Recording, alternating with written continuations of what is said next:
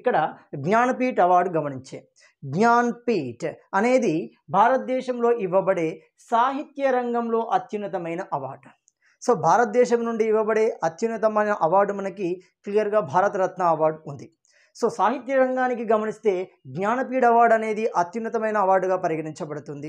అదే మనం సినిమా రంగంలో భారతదేశంలో కనుక గమనిస్తే దాదాసాహెబ్ ఫాల్కే అవార్డు గమనించబడుతుంది. అదేవిధంగా క్రీడా రంగంలో కనుక గమనిస్తే ఖేల్ రత్న అవార్డులు అనేవి అత్యున్నతమైన అవార్డులుగా పిలువబడడం జరుగుతుంది. అసలు భారతదేశంలో ఇవ్వబడే అవార్డులలో అత్యధిక విలువ కలిగిన అవార్డు కనుక గమనిస్తే, అత్యధిక ప్రైజ్ మనీ కలిగిన అవార్డు గమనిస్తే గాంధీజీ ఇంటర్నేషనల్ అవార్డు మనము గమనించవచ్చు. ఇక్కడ మనము జ్ఞానపీఠ అవార్డును కనుక తీసుకుంటే మరి జ్ఞానపీఠ అవార్డును ఎవరు ఎప్పుడు ఏర్పాటు చేశారు గమనిస్తే ఇక్కడ సాహు జైన్ దంపతులు అంటున్నాం. రోమా జైన్, సాహు జైన్ ఈ భార్యాభర్తలు ఇద్దరు. వీరు ఎవరు అంటే టైమ్స్ ఆఫ్ ఇండియా ఏర్పాటుదారుల్లో ఒకరు ఈ సాహు కుటుంబం. ఈ సాహు జైన్ కుటుంబం జ్ఞానపీఠ్ ఒక సంస్థను ఏర్పాటు చేసింది.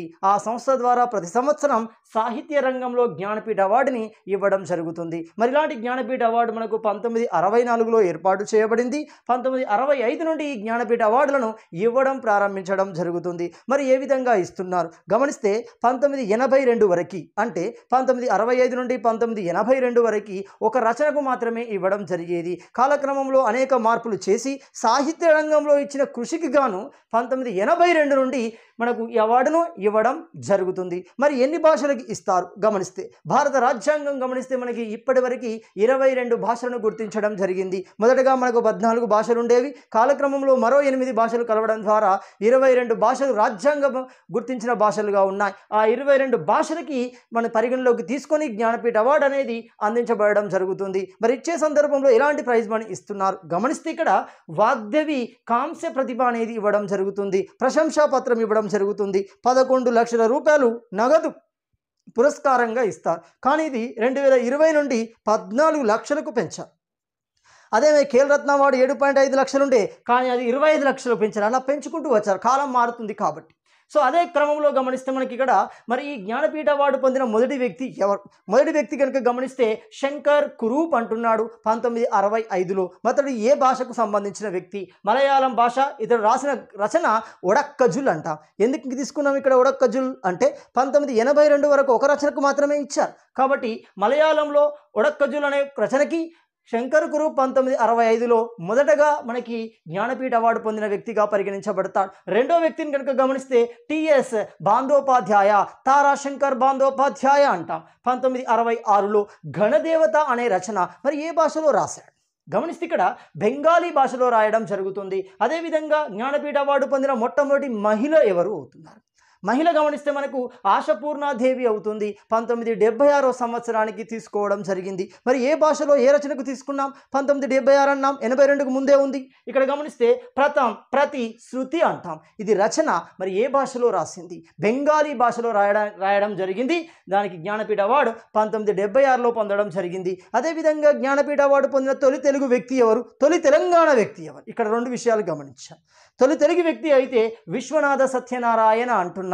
అతడు రాసిన రామాయణ కల్పవృక్షానికి జ్ఞానపీఠ అవార్డు లభించడం జరుగుతుంది. అదే తెలంగాణ వ్యక్తి అయితే సి నారాయణ రెడ్డి, సింగిరెడ్డి నారాయణ రెడ్డి అవుతాడు. అదేవిధంగా మరి ఇప్పటి వరకు జ్ఞానపీఠ అవార్డులో అత్యధిక జ్ఞానపీఠ అవార్డులు పొందిన భాష ఏది?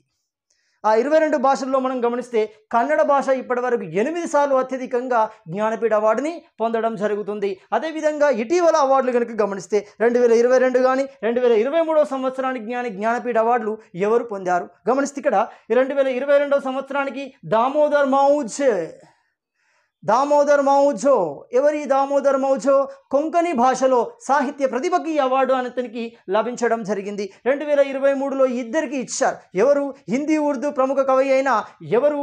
సంపూరణ్ సింగ్ కల్రా అంటాం. అసలు సంపూరణ్ సింగ్ కల్రాని ఏమంటున్నాం? గుల్జార్ అంటాం. గుల్జార్ అనేది అతని సాహిత్యకు కళకు పెట్టిన పేరు అది. సో గుల్జార్ అనేది అతని పేరు కాదు, బాగా గమనించండి. సంపూరన్ సింగ్ కల్రా ఏ భాషకు సంబంధించిన వ్యక్తి? హిందూ ఉర్దూ భాషలో చేసిన సాహిత్య ప్రతిభకు ఇవ్వడం జరిగింది. అదేవిధంగా రెండో వ్యక్తి సంస్కృత భాషా పండితునికి ఇచ్చారు. ఎవరా సంస్కృత భాషా పండితుడు? జగద్గురు రామభద్రాచార్య అంటున్నాం. 2023 సంవత్సరానికి జ్ఞానపీఠ అవార్డులు పొందడం జరిగింది. అదేవిధంగా మరో అవార్డుని గమనిస్తే మేజర్ ధ్యాన్ చంద్ ఖేల్ రత్న అంటాం. అసలు ఈ ధ్యాన్ చంద్ ఖేల్ రత్న మనం ఇదివరకు ఏమని పిలిచేవాళ్ళం? రాజీవ్ గాంధీ ఖేల్ రత్న అని పిలిచేవాళ్ళం. 1991-92 సంవత్సరంలో రాజీవ్ గాంధీ జ్ఞాపకార్థం దీన్ని ఏర్పాటు చేయడం జరిగింది. 2021 సంవత్సరంలో ఈ పేరును మార్చి మేజర్ ధ్యాన్ చంద్, ప్రముఖ హాకీ క్రీడాకారుడు, భారతదేశానికి హాకీని గుర్తింపు తెచ్చిన వ్యక్తి మేజర్ ధ్యాన్ చంద్. అందుకే మేజర్ ధ్యాన్ చంద్ ఖేల్ రత్న అవార్డులుగా పిలవడం జరుగుతుంది 2021 నుండి. మరి ఈ పురస్కారాన్ని ఎప్పుడు ఏర్పాటు చేశారు? ఈ పురస్కారం యొక్క ప్రత్యేకత ఏంటి గమనిస్తే, క్రీడారంగంలో ఇవ్వబడే పురస్కారంలో అత్యున్నత పురస్కారంగా మనకి ఖేల్ రత్న అవార్డు పిలవడం జరుగుతుంది. 1991-92 సంవత్సరంలో ఏర్పాటు చేశారు. మరి ఆ సందర్భంలో ఇచ్చిన ప్రైజ్ మనీ 7.5 లక్షలు అయితే ప్రస్తుతం అది 25 లక్షలుగా ఇవ్వడం జరుగుతుంది. 25 లక్షలుగా ఇస్తున్నారు. మరి ఇలాంటి ఖేల్ రత్న అవార్డు పొందిన తొలి వ్యక్తి ఎవరు? మొదటి వ్యక్తి ఎవరు అంటే చెస్. భారతదేశానికి చెస్ రంగంలో విశ్వ ఖ్యాతిని తెచ్చిన వ్యక్తి మనకు విశ్వనాథ్ ఆనంద్. అదేవిధంగా రెండో వ్యక్తి గీత్ సేథి అంటాం. ఈ గీత్ సేథి అనగానే మనకు బిలియర్డ్ గుర్తొస్తుంది. అంటే బిలియర్డ్ రంగానికి, క్రీడా రంగానికి చెందిన వ్యక్తి గీత్ సేథి అవుతున్నారు. మొదటి మహిళ ఎవరు అవుతున్నారు? కరుణం మల్లేశ్వరి అనగానే మనకి వెయిట్ లిఫ్టింగ్ అవుతుంది. సో వెయిట్ లిఫ్టింగ్కి సంబంధించి ఈ ఖేల్ రత్న అవార్డులు పొందడం జరిగింది. ఇటీవలే 2025 జనవరిలో 2024 ప్రతిభకు గాను ఖేల్ రత్న అవార్డులు ప్రకటించడం జరిగింది. సో 2024 ప్రతిభనే 2025 జనవరిలో ఇచ్చారు. సో మరి ఎవరికి ఇచ్చారు? నలుగురికి ఇవ్వడం జరిగింది ఖేల్ రత్న అవార్డులు. చూస్తే ఒకరికి దొమ్మరాజు గుఖేష్ అంటాం, చెస్. అదేవిధంగా హర్మన్ ప్రీత్ సింగ్ అంటున్నాం, హాకీ. ప్రవీణ్ కుమార్ అంటున్నాం, పారా అథ్లెటిక్స్. అదేవిధంగా మను భాకర్, షూటింగ్. ఈ నలుగురికి ఖేల్ రత్న అవార్డులను ఇవ్వడం జరిగింది. అదేవిధంగా అర్జున్ అవార్డులు కనుక గమనిస్తే, అర్జున్ అవార్డులు 2025 జనవరిలో 32 అవార్డులను ప్రకటించడం జరిగింది. ఇది కూడా క్రీడా రంగంలో ఇవ్వడం జరుగుతుంది. అందులో కొంతమందిని కనుక గమనిస్తే జ్యోతి ఎర్రాజీ అంటాం. మరి జ్యోతి ఎర్రాజీ ఏ క్రీడా విభాగానికి చెందింది? Athletic. Neetu boxing, Aman wrestling, Saweety boxing, Navdeep para athletics, Salima, Abhishek, Sanjay, Sukhjeet Singh, Jarmanpreet Singh. ఈ 5గురు హాకీ రంగానికి చెందినవారు. నితీష్ కుమార్, సుమతి శివన్, రామ్ దాస్, మురుగేషన్. ఈ 4గురు పారా బ్యాడ్మింటన్కు చెందినవారు.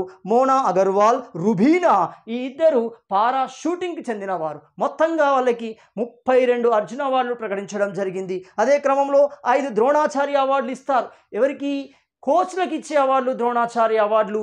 ఈ 2025 సంవత్సరానికి 2024 ప్రాతిపదికన ప్రతిభ పేరున 5గురిని మనం ఎంచుకోవడం జరిగింది. సుభాష్ రాణా ఏ విభాగం? Para shooting. Deepali Deshpande shooting. Sandeep Sangwan hockey. S Muralidharan badminton. Arnaldo Agnelo Colaco మనకు ఫుట్బాల్కు సంబంధించిన కోచ్గా మనం పిలువబడుతున్నారు. మొత్తంగా